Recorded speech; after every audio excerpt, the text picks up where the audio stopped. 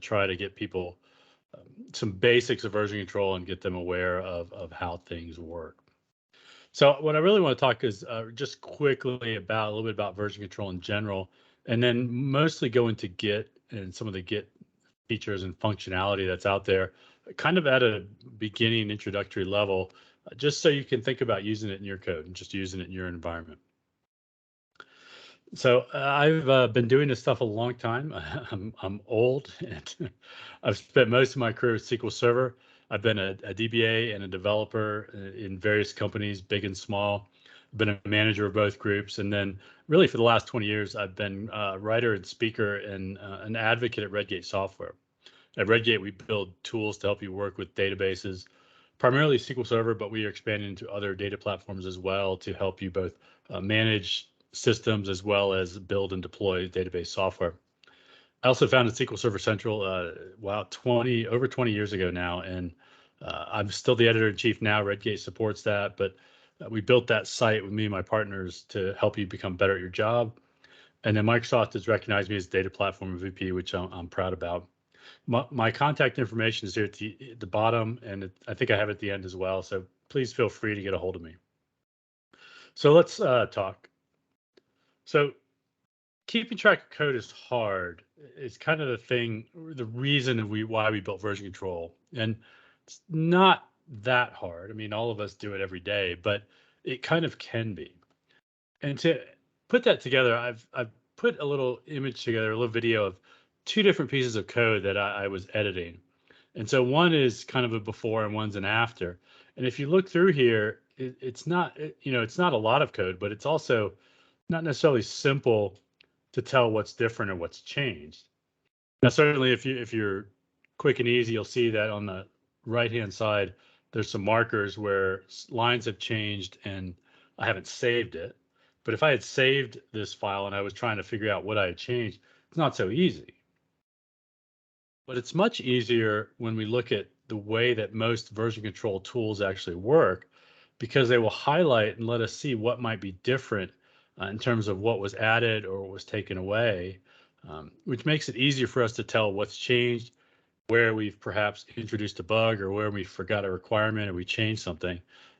These are valuable tools over time, especially in a team of people where we're all busy, we're all working on a lot of different things, and it's hard to remember what we've changed. Now, some of you might have actually tracked versions of code in your file system like this with different files. I know I've done this, and I still see people do this today. You might have even done something like this where you have different versions of code inside of a database. And I've actually seen this in production systems where people will stick different versions of a stored procedure with a slightly different name, often a 2 or 3 or 4 or whatever, because they're afraid of the old version, breaking a piece of code, or they want to make sure that they know what it used to look like as opposed to what it is now in the current version. And that's all version control, but it's not really good version control. It's cumbersome. It's hard to track changes. It can be confusing for other people in a team, especially as your staff turns over. And really, it's not an impressive thing to do for your career. And I've got a few quotes here. I've found a bunch of these over the years. These are representative. In the top left, there's this first one that I didn't put this answer down on Stack Exchange, somebody else did, but this is how I feel, where if developers refuse to use version control, then you have to be fired. Like, you couldn't work on a team with me if you wouldn't use version control, because it is important to us, keeping track of workflow, keeping it moving through the pipeline to get to production, and as an educational opportunity, as we learn how we code things, we find patterns and anti-patterns, and version control helps us to identify those. There's also this other answer which I think is a good one, because we are human and we're frail and we're fragile. We make mistakes, and source control just gives us a little bit of insurance, a little bit of backup when we make mistakes. And it's a great reason to be using version control. And then a lot of people think about version control for C# or Python or Java or something else, but not always for the database. Now, this is a quote from an application developer. Jeff Atwood built Stack Exchange and Stack Overflow, and he's built Discord as well. He's been developing software a long time. And he's one of the, the many successful developers I've run into that feels like I do, that your database should be in version control right next to your application code. They're peers, they're both important. So we want to put them together. Now, the other thing I would say is that these days DevOps it's a hot term, right? It's a good way of building better software. It's not anything different that some of us have been doing for a long time, but it's given us a way to talk about some good practices in software and how we can better deploy software in reaction to what our business or our clients need. And the foundation of that really is version control. And so it's not only important for building better software, not only important for your career, but it can be important for the impression you make for other people or how quickly you get up to speed. Now, I've got a couple of questions here at the bottom, but if you were going to hire somebody, if you were interviewing somebody, you might find that there are people that are great at their jobs, they do things, but some of them know how to use version control and some of them don't. And what I've found is that the more you can differentiate yourself, or the more that you reduce the friction for somebody to hire you, the better the chances are that they might pick you to come for an interview or to make an offer to. Or even inside the company, it might be something that gets you a promotion or a raise or something else. So improving your skills is important. And version control, I think, is becoming one of those core important skills for anybody that works in software. Whether you're in operations or whether you're a developer, I think this is really important. Now, version control isn't just code. It can be used for other things. I've got examples here for documentation, books, blogging, etc., and even sites. So I run SQLSaturday.com, where we're trying to get in-person events going. DataSaturdays.com is up there as well. These sites are run off of version control. We run them out of Github. All the code is there for you to see, and then it renders into a website that people can use. So there's quite a lot that you can do with version control, and it can be very valuable. All right, so let's talk about a few basics. So all code really is text, and we're just using that text to tell the computer how we want it to behave. We put it together, we test it, we deploy it, and we want it to work. And so when we have something that's worked, what we often want to do is make sure that we have that version, marked or stamped or tagged or something else, because as we start to change it, we may be enhancing it, but we may find a bug as well. And one of the common things we find is I'm working on the next version of my feature or the next version of my software, but I have a bug in the previous version. How do I go fix just that bug? If I've started to change the code base already, then figuring out what was already in production and trying to patch that or hotfix that is hard. So version control helps us do all these things. And we've called these things over time different names. So there's version control system is fairly common now. They also are called source control systems, or if you're older like me, when I started, they were called revision control systems. They're all the same thing. They're designed to save versions of code, essentially almost like a database auditing system, and allow us to look at these different versions of code, see what's changed, recall any of them at a time, et cetera, et cetera. Now, there are really two types of version control systems out there.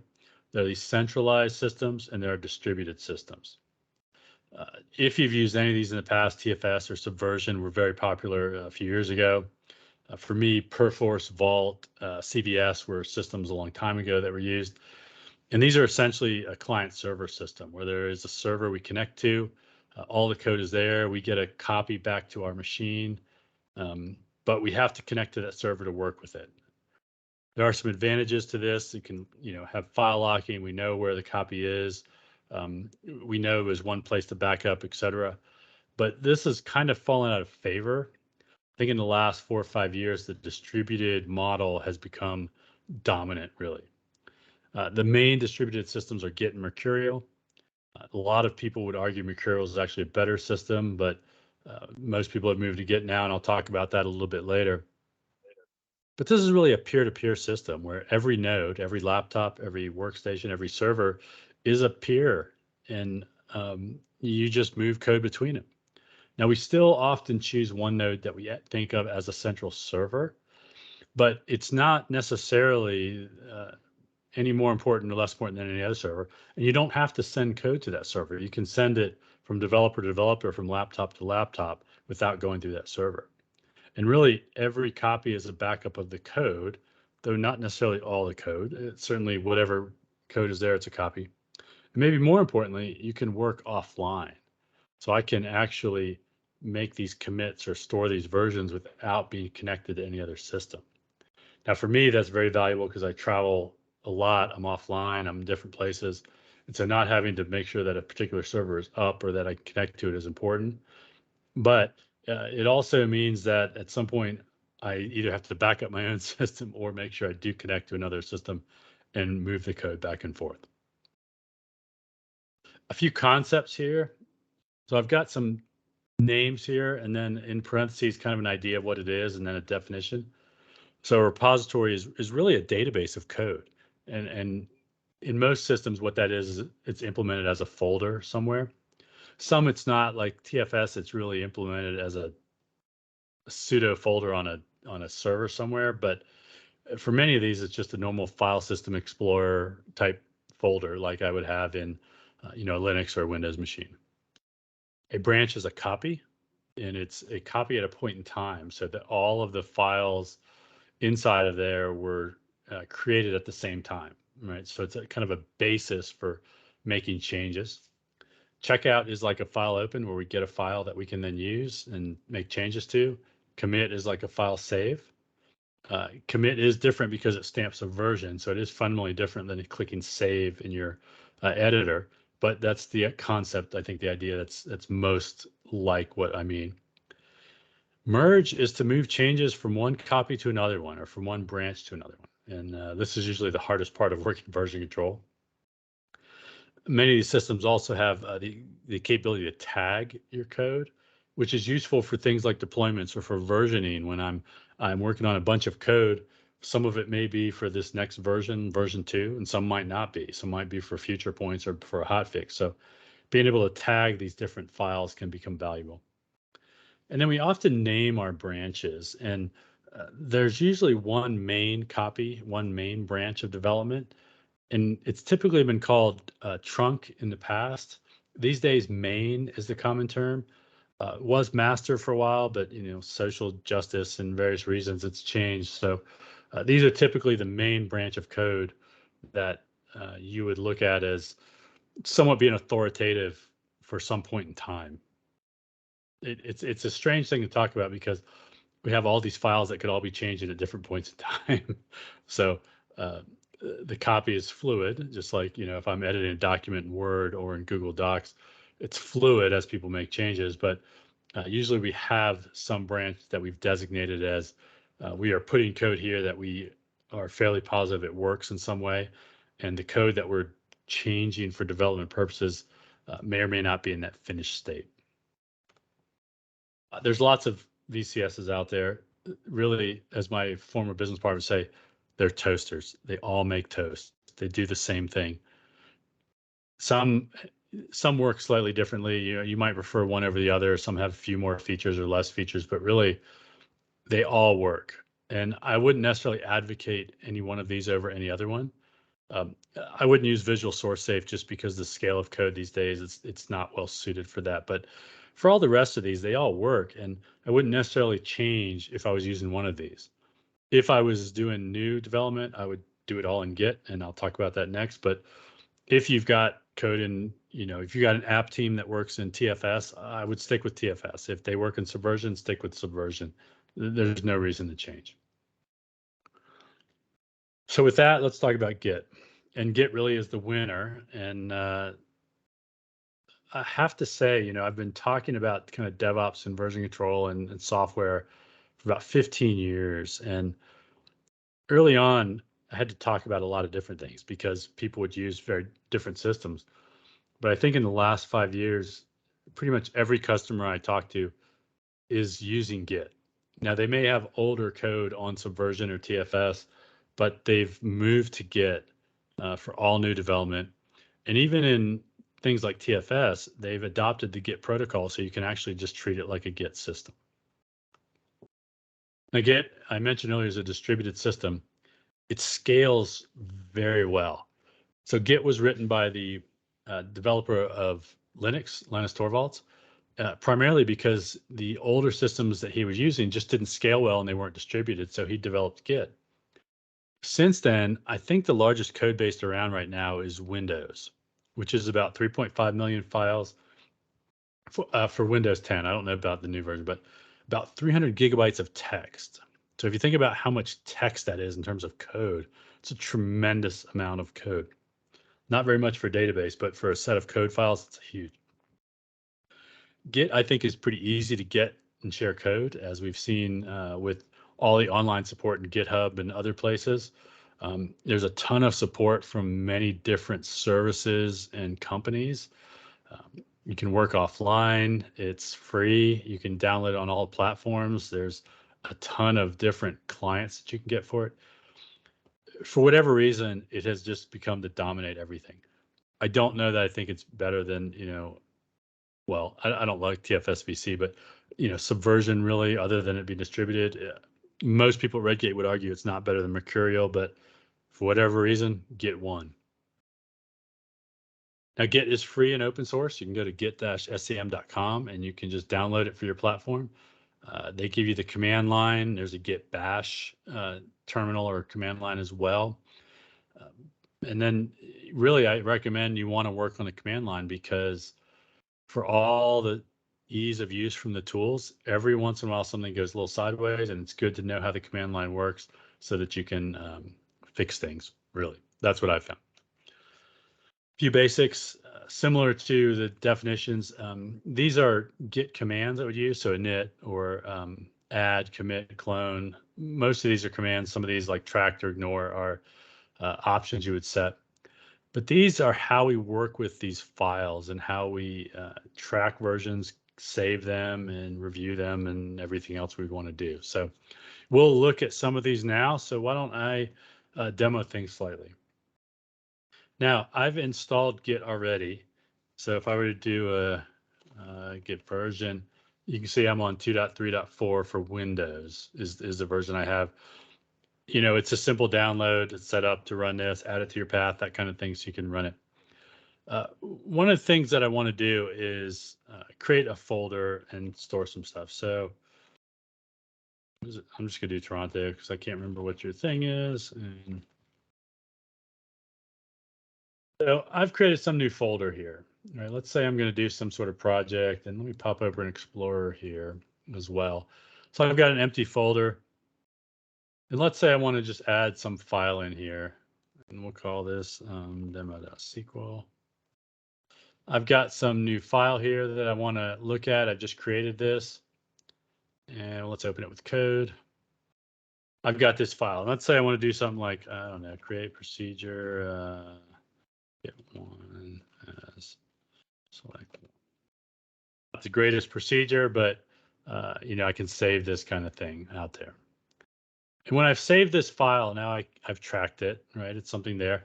What if I wanted to edit it and I changed something? So what if I said as one, because somebody told me, hey, that's a better way to write code? That's fine. I could save that as well.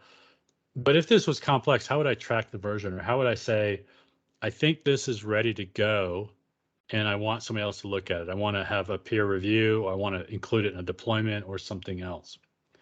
Well, one of the nice ways to do that is actually by tracking versions. So I can actually just create this as a Git database or Git repository with Git init. And you'll notice when I did this, it added this little folder that's actually a system folder, which is why it's slightly dimmed here, if you can see that. And in it, this is how it kind of tracks the database of what's happening in here. Okay. Now, I haven't tracked anything right now. If I look at the status, what you'll see is first it says I'm on the copy of my code called main, on the branch main. There are no commits. And I have this untracked file here. Okay. And it's telling me, Git is really nice about this, saying, hey, you've got an untracked file, use git add to add it, and that will tell you you're going to commit it. So let's do that. Git add demo.sql. And once I do that, oops. Now my status is slightly differently. Now it says I have changes to be committed. So what this means is now the Git database is actually looking at this file And so as I make changes, it will track those changes. And then I'll have the ability to look at those different versions. Now it tells me I could commit it, I could remove it. This is essentially staging the file. Let's commit this. I'm just gonna say git commit. And then what I've done is I've configured Notepad to be my default editor. And so what it does is it says, hey, enter a commit message here. It gives me some information. It tells me what I'm committing. So I can say, this is demo commit 1. It doesn't really matter. I should probably pick a bigger message, but I'm trying to think and talk at the same time. And you notice now it says, well, I've made this commit. It gives me a hash, 1 file changed, and 2 insertions into the database. And if I look, it says, hey, nothing is actually there now. Well, I know I've got a file there, but really, I've tracked this version. It's in the database, so I don't need to know anything else about the status. So let's do a couple things. Let's edit this file again, and let's create a new one. So I'm going to do this. Let's create the copy because we don't really care. And then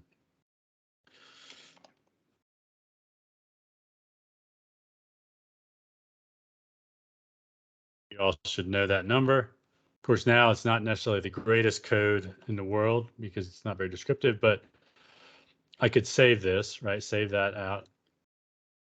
And now what would I see if I did my git status?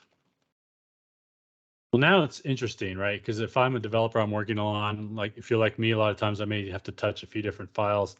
I've got a file that's not staged for commit, but it's been modified, it's tracked, and I have an untracked file. Now, if I edit this file,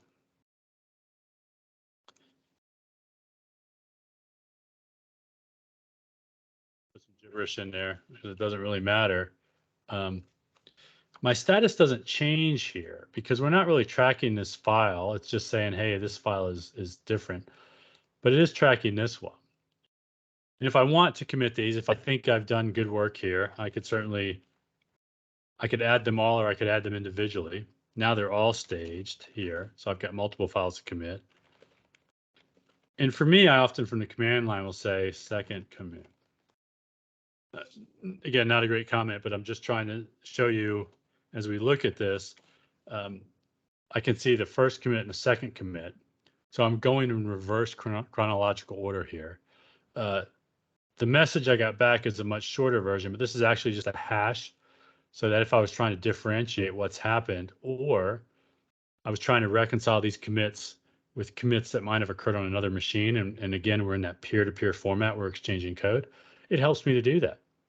It tells me who committed this code, it tells me when they committed this code. And so I can kind of keep track of what's going on in my system this way. Now, if I were to change either of these files, and let's change this one, they're going to tell me that one has changed. And as a matter of fact, over here on this side, there's a version control element built into VS Code where it's telling me that something has changed. And if I look over here, there's a few things. Number one is this branch is only local, so it's reminding me that, hey, this is only on my machine. So I might want to send a copy to another machine and connect to it.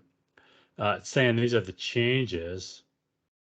And then I have the option to enter a message for my commit here. Okay, I'm on this branch, et cetera, et cetera. So the exact same thing that I see at the command line is what I'm seeing inside of my tooling here.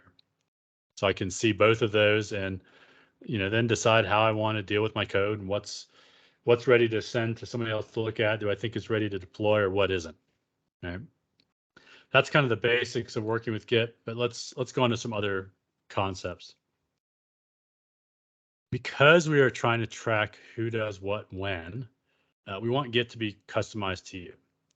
Now, there are a lot of settings that are out there that allow you to kind of customize Git so that it works in the way that you want it to work, or that it identifies you for your organization or your project. There are a ton of tutorials out there. There's some on my blog and stuff too. But essentially what there are a hierarchy of settings in Git that are applied. So there's global settings for your machine that are applied completely for all your repositories, but those can be overridden inside a specific repository if you have different requirements. One of the things that might be in there is that you ignore certain files. So in a C# world, you might ignore Visual Studio settings or user settings that are there. We might ignore, DLLs and XEs. We only want to commit the code that creates those. In SQL Server, I think most things we'd probably commit or we wouldn't really ignore, but temp files, that kind of thing, there might be some things that are created in the folder that you don't want committed. So you might just ignore those things by default. So let me show you a couple of things and what this means. I'm going to clear my screen. List the various options here. And let me shrink this slightly because we don't need it that big. You'll see there's a lot of items, and they tend to be a category dot some setting. Could be dot some other setting here. And then a value. So for example, the editor is in the core namespace, and it's the editor, and I've set it to be Notepad. All right. I have a credential out there because I do a lot of work in Azure DevOps. My default branch, if I were to create something, is here. This is a global setting. And then here's that email and name that's identifying me. And so when you first get started, you certainly would want to set this so that as you commit code, it would be there. And then it's also down here. This is the repository setting. So if I want to change something, let's just do user.name, and we'll change this to be, what did I have it at? Let's change it here, right? So now if I look, I've changed it. I think I have to do local. Let's do that again. Maybe I didn't hit it. Git config local user.name.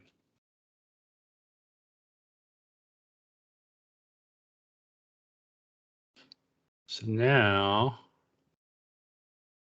did I change?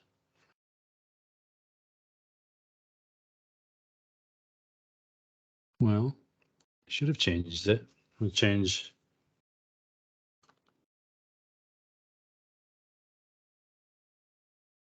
Don't change it very often. I should have done that and see. Let's see if this actually works. I'll change something and see if I committed a different thing. So I'm going to change something else here. I'm going to commit it here this time. This is my third commit. That's there. And then if I do a git, well, there's an interesting thing there. You'll notice this is not the correct command here. I actually enabled a git option that will try to guess what I did. So it says this is wrong. You probably meant log.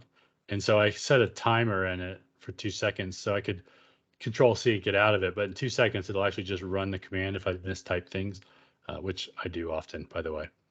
So now if you see, here's my third commit, here's my second commit, that the names are different. All right, so I think I just didn't have the full config list popping through there, but now you can see that I've actually changed the name here. So for every different machine that was working on this code base, so mine versus my partner Andy's or Grant Fritchie, who I work with, everybody's commit would be with their own name and their own email, which would allow us to decide who has made the change, and then if I needed to, here's how I would contact them. This is fantastic for things like open source projects where lots of people might be committing code, and you want to know what they've done or what's happened, or maybe just hey, did you really mean to write that code? There's a lot to configure in Git. That's kind of a basics of how we do it, but just so you know, it's out there. There are lots of clients for working with Git. Right? I've just shown you Visual Studio Code in the command line, but many other IDEs like Visual Studio have it built in. There's lots of independent items like Source Tree, which I'll pop up now as well. Source Tree is a client that I use. So I've got it. Remembered I was working on Project Euler. If you've ever done that, it's a bunch of math stuff you can play with here. So I've got this set up, and we'll use that in a bit. But they all essentially work the same way. They're just an overlay on the command line. And while they work really well, once in a while they break, and you need the command line to fix them. So let's see how this would work in the real world. Let's get a repo and write some code. and let's use the tools that we would use in SQL Server. So with that, let's get some code. So I have this repository out there. It's out on GitHub. You can actually go to this URL and you could download this code as well. Now you can't make changes directly, but you certainly could submit changes to me and I would then have to approve them. But here's what this looks like. I've got some folders and a file here. There's various things about this. In here, I've got some different stuff like some sprocs. I want to get this down to my machine. And this is one of those powers of Git, is that I can just copy this URL. And you can see it will open in various ways, including I could download a zip. But the easiest way to do this is to git clone. Let's not do this. Let's cd back one. Git clone with this URL. You'll notice now that this looks similar to this. And if I were to there's SQL, I would see those things. And here's the code, right? As I go through the directory structure, I've just brought that down to me. And it's fantastic to be able to do this with all sorts of code. And I use this constantly. And maybe more importantly, one of the great things is, right, that I can delete that repository. And if I wanted it back, it would be easy for me to just get it back by putting the URL again. And for somebody that's worked in software companies where we have to sometimes go to a file share and have to copy things down, or people email me a zip, or any number of processes, this is phenomenal. Maybe more importantly, if I change machines or something else, this is about as simple as it gets to get code back down. At Redgate, we use GitHub extensively. We have a bunch of private repositories in there. And this is exactly how we set up new developers. They get some URLs and say, hey, download this code. If they run out of space, they can delete the entire code base, if they're working on multiple projects. And then if they need it again, they can download it again. So I've got this open. It's in my file system. If I look back here, here's my code again. Let's edit some code and see what happens. I just downloaded this, so my status should be clean. Nothing else I wanted. My status is clean. So let's look at this. In Management Studio, I could open up a file in here. So I was testing this. Let's say I look at I think 7 is the one I was playing with the other day. It's just a file like any other file. Here I've got this. Now that's not quite correct. I should refactor this code while I have the chance and then save it, right? I clicked Control C, but you can see it's saved by this little bar there. If I open that back up though, if somebody called me on the phone and I closed it and then opened it back up, which is, it seems like that's exactly when I need to reopen a file, is when I've closed it. I don't know what I changed here. And that's one reason why versions become handy. If this was just a flat text file in a flat folder, not in a version control system, I wouldn't know what I changed. And that's one reason I want to know what I've changed. Let me change another one too here, because I think this has a couple of errors in it because somebody copied and pasted the code. Let's fix some of these things in there. So now I've made a couple of changes. I don't know what I've changed necessarily. And if I close this, right, and as I said, reopen it, I don't know if I've actually saved it or what's happening. Now, in something like Azure Data Studio, I could actually open a folder. And for me, I keep my Git things there handy. And in here, I have the editors that are open. You can see here, I can see the things as well, but I've actually got the same version control tab over here that was in VS Code because it's listed there. And if I look in here, what I see is that I can track that I've actually changed some code here, which is fantastic. And this is the same thing I would actually see in here. If I open this up, what do I see here? I see I've got unstaged files. I've got some things that I've changed. And as a matter of fact, I can see what I used to be there, and I can see what is there now. So this is one of those valuable reasons why I find this incredibly important for software developer, because we're busy, people distract us, we get phone calls, we get emails, somebody taps us on this. Well, they used to tap us on the shoulder. Now we get Slack messages or Teams messages or something else. It's easy to lose track of what you're doing, especially across any period of time in a chaotic environment. You know, if I've gone to a meeting, having this, right, this isn't committed, but saving this, just saving this version, if I had to come back to this in an hour, I would know exactly what I changed here and I could tell what's different. And that is one of the powers of using a version control system, is that it frees up some of my mental energy to tracking what's going on. Now I can commit these. I could commit one of these files here and I'll say this is fourth commit. If I do that, I should see the same thing everywhere. So this will change to 1 over here, right? Let's change to 1. In my Git status, it would have changed to 1 as well. My log would show that I actually still have 1 in my status, and then my fourth commit is that something else was changed there. Right? And so there's a consistency with all these different tools that no matter which tool I want to use or what the preferences are in my team, we all see very similar information. And one of the nice things for tools like this is that I can actually see what happened here as I'm looking through these commits, what things have changed and what things haven't changed in there. I have uncommitted changes. Here's my fourth commit. It's not really my fourth commit because those other 3 commits were in a different repo, but I could see all the different commits that I've had at different points in time here. All right. I love Management Studio, but the fact that it doesn't do version control is a source of pain for me. There are add-ins from Redgate and other people to do it, but there's no real reason why it shouldn't just do version control since, since Visual Studio does version control and it's based on that. In any case,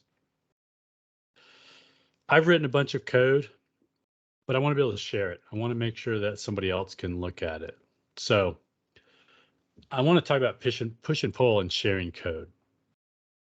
Now, every machine is a peer, but really every machine is also a remote. So you have a local and you have a remote is how we would refer to these peers. But since I could be a remote from somebody else, then every node is a remote. It's just your point of view. And so each remote has the copy of the code that has been sent to it or synced with it. Now, in practice, most places I know stick one server, one machine designated as a central remote that people use as a hub and spoke type architecture. But certainly we have developers that at times will just send code to each other instead of going to a central server if they don't have to. These days, I think most people use something like GitHub or Azure DevOps or Bitbucket, and so they do like everybody to sync with that central server in case, 2 laptops die, we have a code there. Now, push is a way of sending our code out, and pull is a way of getting changes back. In general, we want to pull first because if we've changed a file and somebody else changed the file, we want to know about it. But your group may decide to do things differently. I usually am in a habit of pulling and then pushing when I'm changing code. The commands you actually use are push and pull. And then there's fetch, which kind of pulls in metadata. If you're just wondering if there are any changes out there and you don't really want to pull them yet, you can use fetch. So let's share some code. So out here, if I look at this file, let's look at this one. This one still says 6 and 7. Right, clearly not good code, but that's what it still says. In my local environment, that's not it. I hate that they put the server thing at the top here. This says 8 and 8. All right, I'm going to take out these as well because that's kind of a silly comment in there. And we're going to save this. Now, if I save this code, right, I have to commit it again. I'm going to say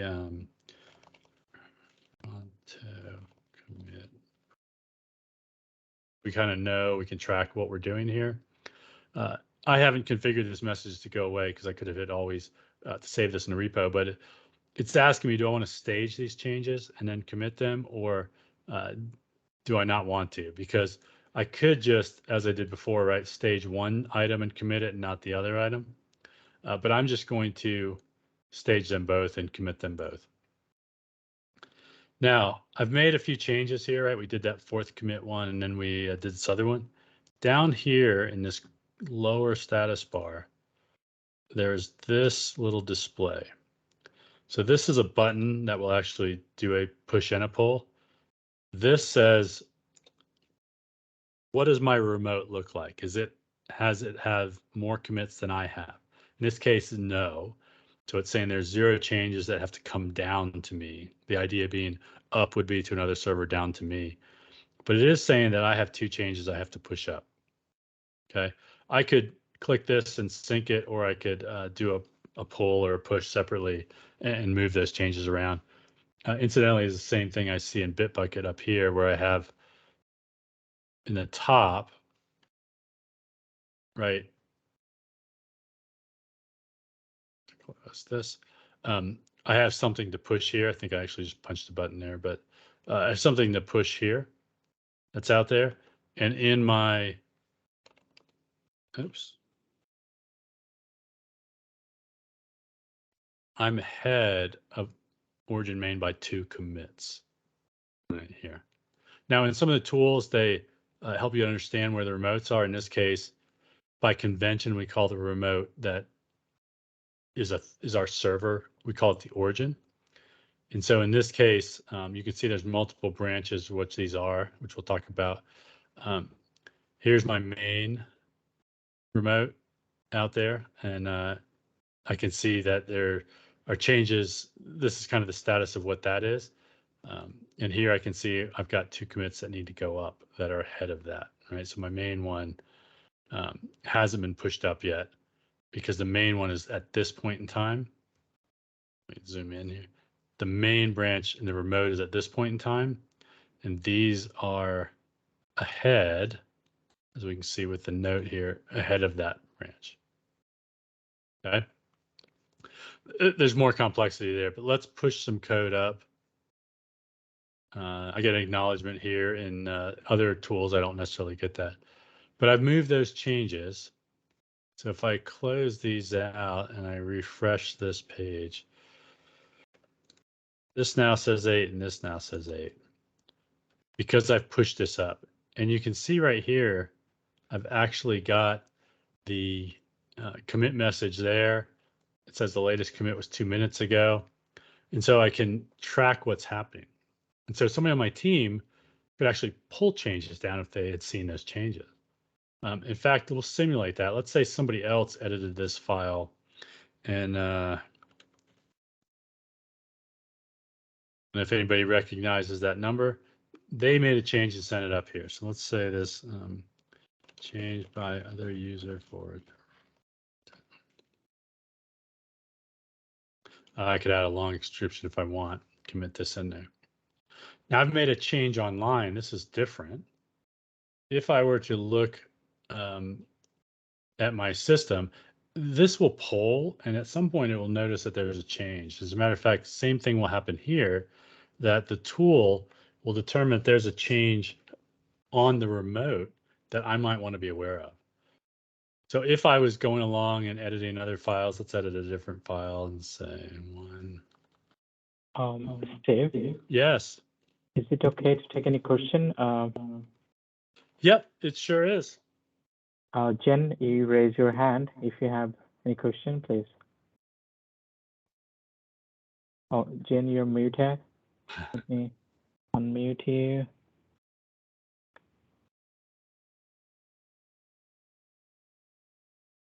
Oh, no. No. Wait, no. Okay, maybe it could be a mistake. Anyway, sorry. Okay. You can go ahead. All right, no worries. I'll keep going. And also to let you know, Steve, what happened is I see a lot of messages through that meetup. There is people are not able to join through the link. So there is something I don't know what happened, but now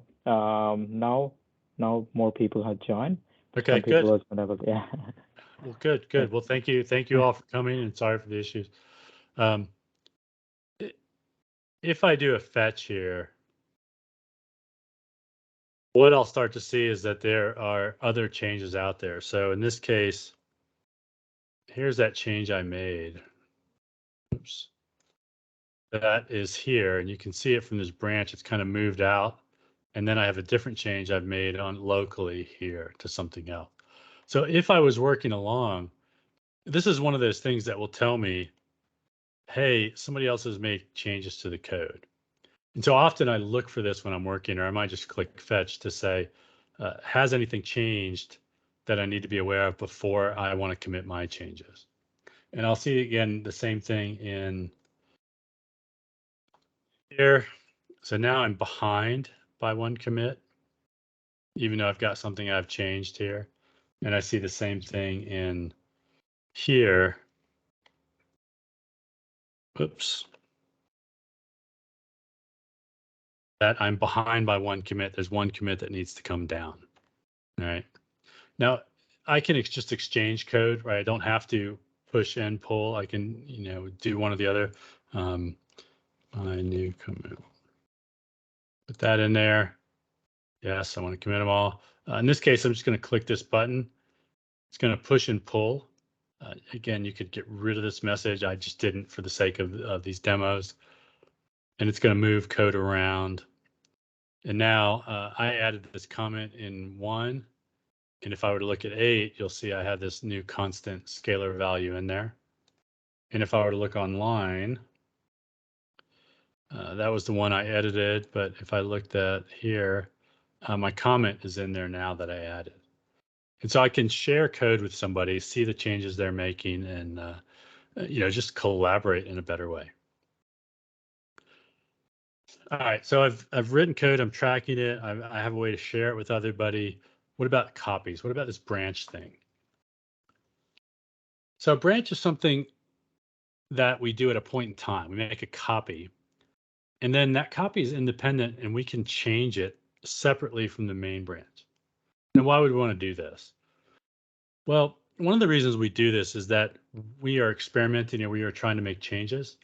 And if we were making changes in the code that we were using to build our production system or deploy, potentially we might get work deployed to production that wasn't done, or wasn't finished, or that we're not sure has been tested adequately. So branches allow us to work kind of independently on a piece of code. And then when we're ready, we kind of merge all those changes together. The real classic example of this is that I might be working in one branch. We might have one branch like our main branch of development. And then we decide we're going to work on the next version, version 3. So we create a branch and we have a copy of code. We start changing it. Well, somebody reports a bug in version 2, right? You can think about this SQL Server. They have a branch for SQL Server 2022, and then there's a bug in 2019. Well, they have that older branch, that main branch, that is what is deployed in SQL Server 2019. So they could actually make another copy from there and produce a hotfix, which is what they do every month, right? They produce a new CU, well, every other month. And so they can work on that independently of the code that they're writing for SQL Server 2022. And so in that way, we can keep our code separate and only decide when we really want to make those changes available in both branches. So when they release the new CU, typically then they merge all those changes back into that main branch, and they would merge those hot fixes into the 2022 branch if they're appropriate, right? If that same code needs to be patched in the next version, they'll just go ahead and do that. And it becomes easy to facilitate the movement of this code, especially across versions when you have these different branches. Now, for me, at any point in time, only one branch is active, even though there are multiple branches out there. And changing branches changes the file system, which I'll show you. There's git branch and git checkout, which is essentially branch is how you manage branches. Checkout is how you choose the active branch. Okay, and then obviously you can delete branches as well. So let's look at that. So I'm going to pull up my folder here, and I'm going to pull up my local system here. It should be a clean system here. Now, if I do a Git branch, you'll see that I'm on the main branch, and that's really the only branch I have downloaded right now. Out in my repository, we have, in fact, multiple branches. There are 5 branches that are out there. Okay, I've done this demo a few times. So let's add a new branch. Let's say Toronto. So I have a new branch. They're listed here. The one that's starred here and highlighted is my active branch. So if I want to change,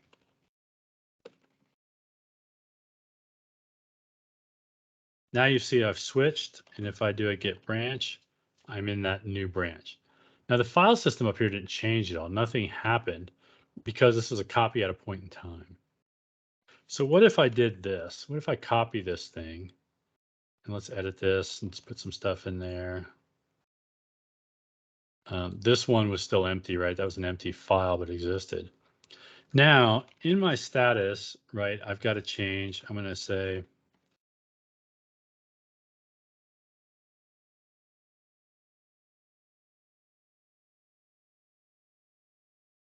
for some reason, I can't spell Toronto. I've committed something here. If I look at my log, right, I added this demo commit here. I have this file here, which was the one I committed. What happens if I change back to main? That file disappears because that file didn't exist in this copy, right? I moved those changes over. And that works the same way if I was editing something. So if I was in Azure Data Studio, let's pick my other favorite constant that's accurate out there. And let's go ahead and change the name, even though that doesn't, the name of the procedure doesn't really fit. Demo. High day was last week, right? I've made this change here, right? I'm on the main branch. If I change back, what's going to happen? I get my file back, but what happened in Azure Data Studio? I'm back to Avogadro's number here, right? Not into pi, because I changed the code. As a matter of fact, if I change back, then this file reloads to match what the repository looks like. This is how I can work independently and I can change code. And this is actually really valuable for developers that are sometimes making changes and you want to know, well, what did the last version look like? You know, not the last version I might have committed, you know, as I'm making changes, but the last version we deployed to production.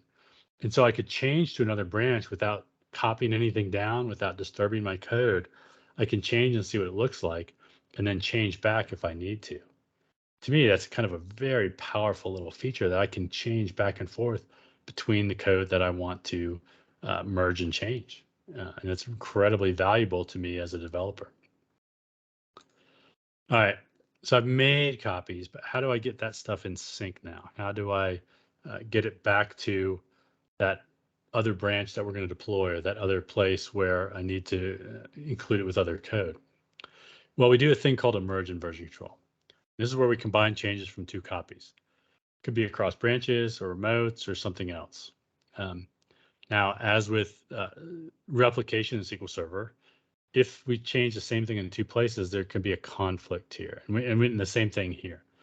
And this is one of the features of version control, because how do we get conflict resolution in SQL Server? If 2 of us compile code on the same database, last writer wins, or last compiler wins. That's not what we want to do. We want to know if somebody else changes things, especially as our team grows and we may actually conflict in how we change a store procedure or we edit a table or anything else. So we want to know when their conflicts are, and we want to make it easy for people to merge things together. Application code tends to merge easier because of the nature of application code, right? Where These days in object-oriented programming, I have methods that would be split into different places in the file, and they're independent. In SQL, we don't have that, right? Like normally a file is one piece of code, and so changing something in one place could be problematic. Or in something like a table, we have to know what order we're adding columns in. We don't want columns in different orders on different systems, because then any type of comparison or technology that tries to decide how to deploy code might cause problems. There are tools that help with resolving the text file, but they're not really SQL aware. SQL is just a messed up language in the first place. So just be aware that the merging process with SQL is much harder than it is anywhere else. So let's merge some code. So I'm here, right? I'm in, which branch am I on? I'm in the main branch. Let's say I want to do a merge, right? I've got this git merge branch. I'm going to say I want to merge from Toronto into this branch, okay? And what would happen? Well, it merged in that code, and really the only change was this extra document was merged in, okay? Let's do something different though, so that we can actually see a merge happen. That might make more sense to us. So I've got this procedure. I'm going to change to Toronto, and I'm going to edit this back down to say 8 rather than some mathematical constant. We'll save this and commit this change. Merge demo. Yes, do that. Now I'm going to change to main, and I'm going to do the merge again.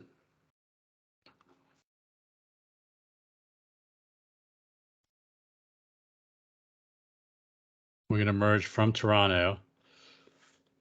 What happens? Well, when I made that copy, when I made that new branch, I had started with the basis of this code, you know, but then I changed to this. And so what has happened is I've created this conflict. And so between the two copies of this file that exist in the different branches, this line was in my current branch in main, and this one was trying to be merged from another place. And because the basis for this code was different, we said, hey, two people have changed the file. We need to make sure that they're correct. The way that this works is because this is text, Git will put this header in here that says everything from this point to these equal signs is one set of changes, one side of the conflict. In this case, these are the changes these are my changes. Everything from the equal signs to this, oops, to the arrows going to the right is from their changes, from somebody else's changes. And what I physically have to do is decide, what do I want to do? Do I keep my changes or do I keep their changes? Now I've removed those. Which one do I want? Well, obviously for this code, for it to be accurate, I should keep their changes. So I'll just save this, right? I said save. And then that's a commit, right? There's a merge commit that needs to happen here that I could edit with them or whatever message I need to do, and then commit this, okay? Actually, it's committed back in right away. I think when I edited that out, that did the commit. But now I've got, in fact, 3 changes here. So I had made a couple of changes messing around in the repo, and then this was a 2 before that merge commit. So now I've got 3 changes to push. And so let me push these up there, and this will go out to GitHub. And here's one of those errors, right? That if I were to open it, it would say, I have unmerged files. I think I do have to create that empty commit here. Yep. And actually down here, one of the nice things of using something like Visual Studio Code or Azure Data Studio is I can see all the commands that it's actually running here in the terminal. And let's push this up. I don't merge code as often because I tend to just, I'm usually coordinated. I don't usually get the conflicts like this.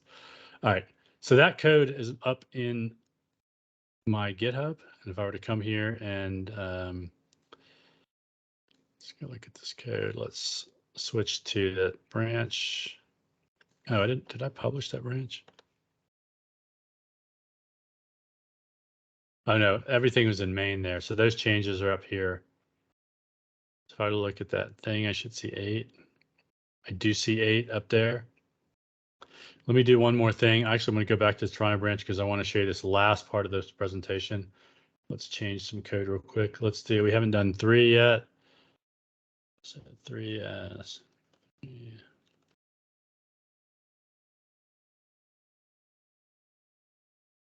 So we'll save this. We'll commit this. Run to PR demo. And then what I'm actually going to do, if you'll notice down here that I don't see the same thing because this branch doesn't exist up in my remote, I'm going to click this little cloud button and push it up there. So what's actually doing is sending the changes up to here. And if I were to look at branches, we see the Toronto branch here. It was just updated a few seconds ago by me. And then let's go back and talk about pull requests. So when I started coding 30 years ago in a company, we were required to have somebody else review our code, and then we could copy it to a different file server. So I would write code. We didn't use version control in the first job I had. I had to print it out and go sit with 2 other developers, and they would review my changes. Really, they would just look at my code, make sure it adhered to standards and all that stuff. And then once they agreed it was okay, I could send the files to somebody and they would put it into a file server. Later on, I got version control, and we actually had a piece of software that was designed for code reviews. But in Git, they had this thing called a pull request, which means that I can send a note to somebody that says, hey, please pull my changes into your branch or into the main branch. And so that's the naming. And what it really is a way for you to have somebody else look at your code before it's reviewed. And so let's go back and look at how that works. Now, one of the nice things in GitHub is that it notes that when I've had a branch push, and it gives me a quick option to say, hey, you can do a pull request from here. I could also go to the pull request tabs and just create one with new pull request, but I'm going to click the button.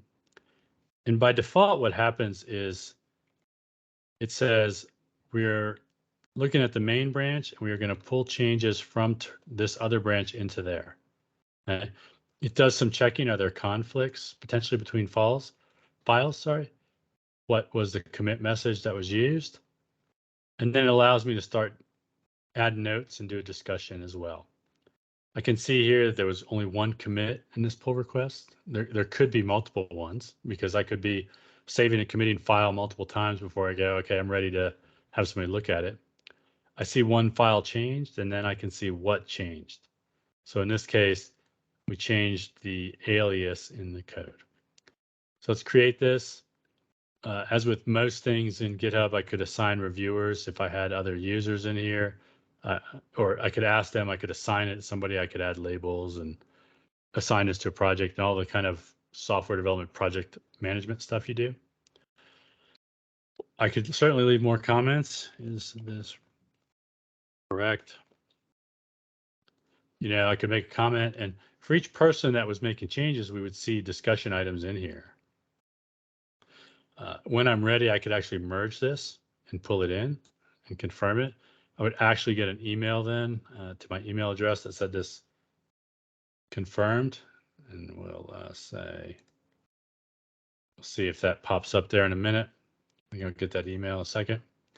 But if I go and look at that code now, in the main branch, we would see, there's 3, that code is actually merged in here. And now it's available for other people to then use. And this would potentially be something we would deploy out because it's in that main branch and it's not in my other Toronto branch that's here. If I were wanted to see what was in another branch, like if I want to see what was in that past demo branch, I could see what the version of code was there. As a matter of fact, This one still has that value of 6 and 7 here from that other demo that I had done last fall when I ran this thing. All right. And that's really the basics of version control.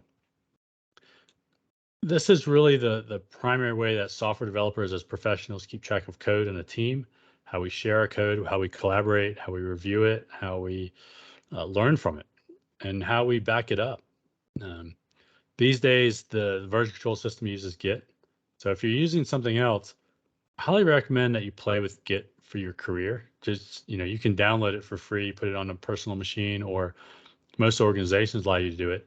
You can set up a repository just like mine. As a matter of fact, if you want to go to this repository and play with it, you can send me a pull request. You would fork this code. So you would put a copy of it in your repository or in your account, and then you could actually make a change and send me a pull request, and I would see it, and you get the chance to play with the code.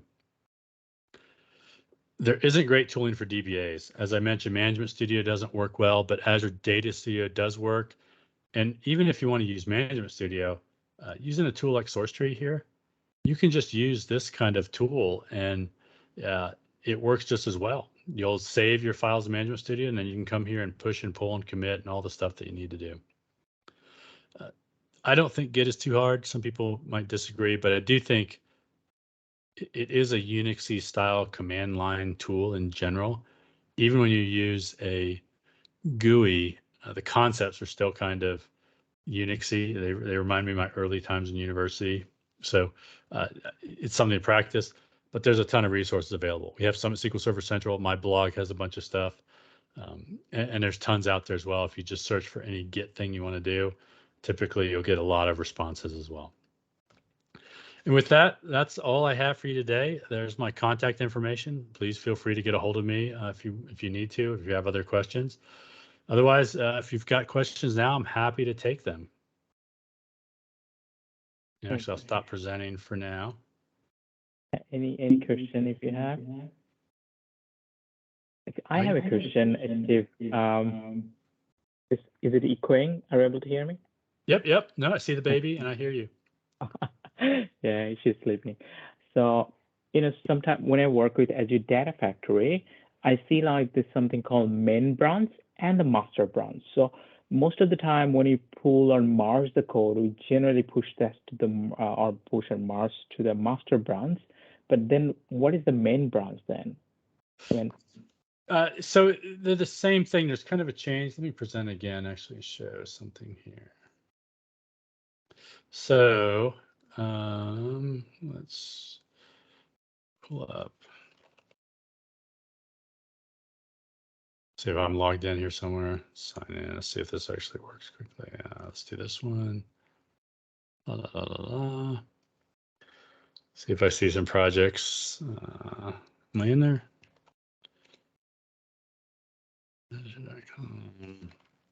So in Azure DevOps, right? Like I know you're working in Azure Data Factory. Oh, I think I broke this account. Come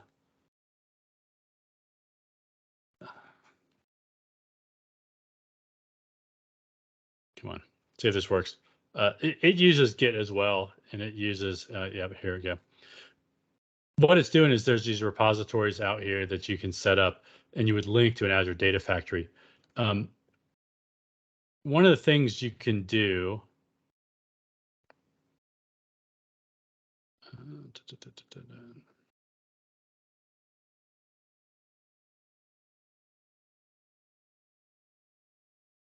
default branch name for new repositories, this says main. Right? For most organizations, this is now main, but for most of the time, Git has been around, which is over a decade. This said master. And so what probably happened was at some point when it, I don't know if the default for Azure Data Factory would be main or master. As a matter of fact, if I go to my, let's go back to my org.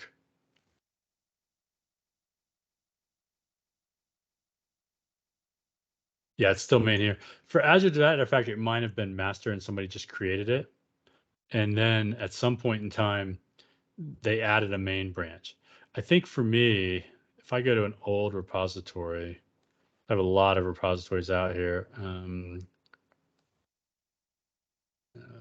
So if I were to go to something I did a long time ago, let's try this. See, this is a master branch. I could rename that branch. There's a way to rename, git rename. So this was a thing a few years ago that everybody said, hey, we want to rename things. Stop. So what would we do? Well, I would do this rename with this /m and then push it up there. But what some people just did is just create a new branch, right? So they probably did, I got to do it in the client. They created a new branch that said main, and then maybe they made it the default, or maybe they didn't. Maybe they just created a new branch called main. But all of these names are just they're just labels. There's no real significance from Git what these mean. So I could make any of these the default that I have here listed, right? I could make this my default, and everybody could push and pull to that. And so what likely happened is you have a master branch somewhere that you're just using, and somebody created a main branch for whatever reason, and so you just see two of them. Does that make sense? Oh yeah, got it. Yeah. Thank you so much. Yep. So other questions? Any question from anyone? You can unmute yourself and ask the question. Yeah, Aaron? Yeah. Hi. I just want to ask about the fetch command. Can you please give a little primer about the fetch command? The fetch command. Yeah. So, I mean, the easiest way, right, is to just git fetch. So there's documentation and stuff, but essentially, what I'm trying to do is download objects, references, and metadata back from the repository without downloading anything else. So if I made some other changes, right, like if other branches had been created, and I think let's create, say, new question. I'm not very creative right now. I create a new branch, right? And let's just change something so it's just changed.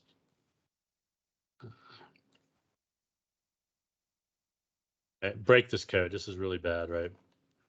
We're going to commit this to the new question branch. How do I know in my local system that has changed here? All right, let me use source tree. I like source tree better. How do I know that this has actually changed? Because you see here, I don't have that new branch listed over here. Now, if I know the branch, I could do it. But if I'm just curious, has somebody else changed something? What I can do is do a fetch, right, from all remotes. I only have one remote here, but now what it's done is it's pulled this down, but it hasn't really pulled the code down, you know, necessarily. It's kind of just pulled the metadata down. Like I've still got two changes up there that I need to pull down. So fetch is kind of a way of interrogating metadata around your repository or database. And then when I actually need to get it down, I can do a pull and it will pull stuff down. And now I would have the actual code. If I wanted to switch and use it, I would see that. It would be available. And this will update in a second and it'll go away. Does that help understand what fetch is? Yeah, absolutely. That was really interesting. Yeah. There's one thing I say is Atlassian, they run Bitbucket.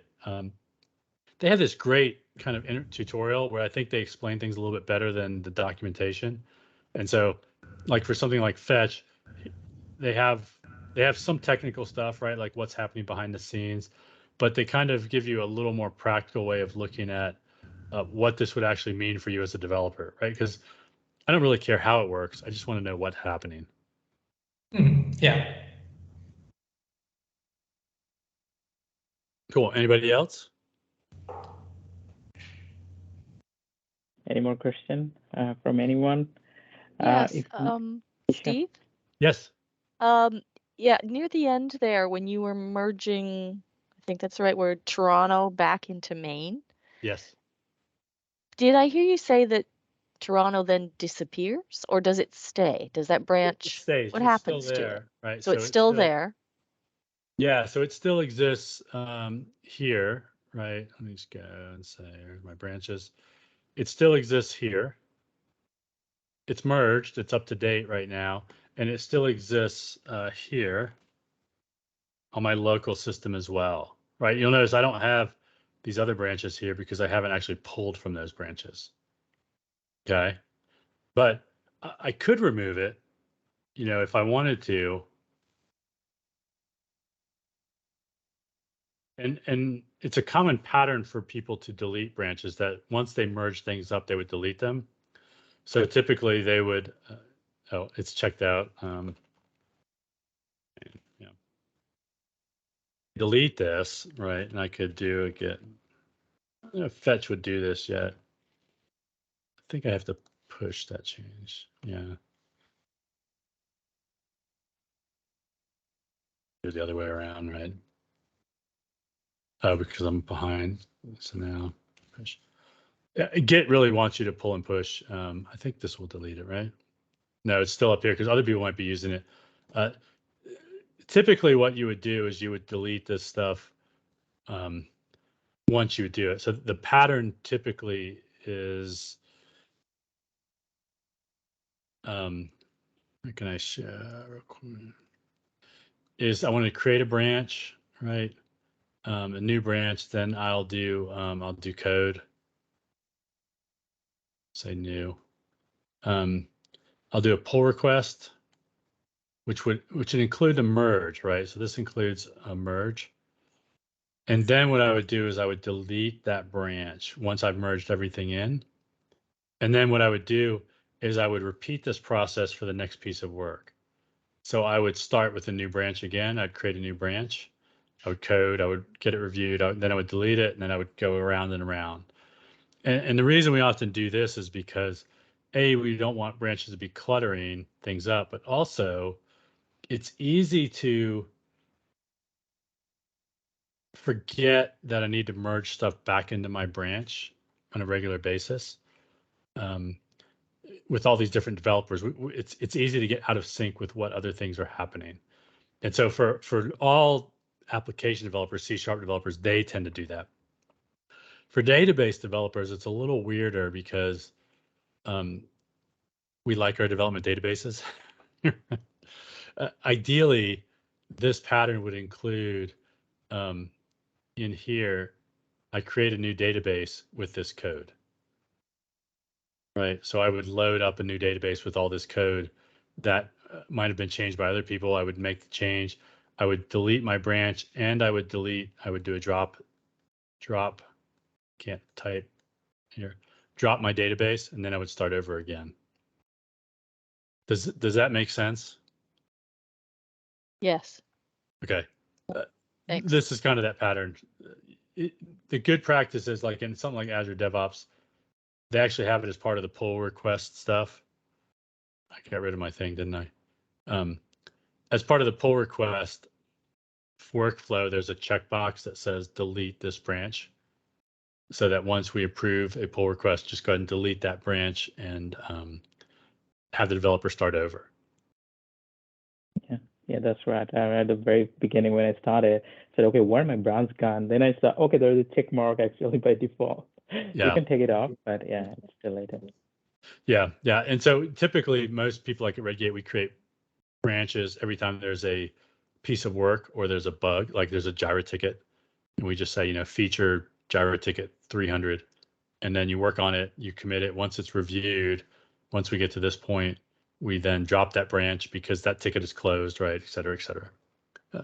Obviously, you want it tested. You want to make sure that you really fixed it. But that's the pattern of what we do with branches typically. So this is a bad example of branches, but I leave a couple of them around because for this repository, I do that.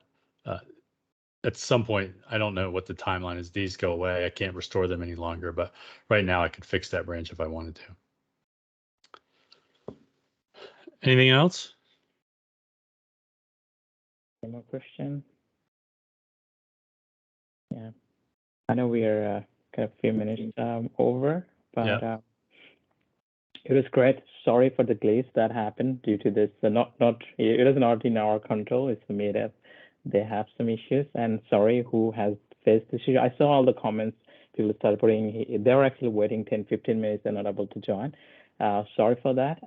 But thank you, and thank you, Steve. Thank you so much for your welcome. time. Thanks for having me. It is always great to listen from you. Thank you. I'll send you the deck, and you can put it somewhere for people if they want. Sure. Yeah, please send me that, and then I can share it with everyone. Also, I have recorded the session, so I can share with you whoever missed the session. And yeah, and thank you so much again, everyone, for joining. Thanks, everybody. Hopefully, we'll see you sometime soon. Thank you. Thank you. Thank you, bye. Thank you. Thanks. Thank you. Bye. Bye-bye. All right, I just sent that to you. You should have it. If you don't have it, just send me a note back. Okay.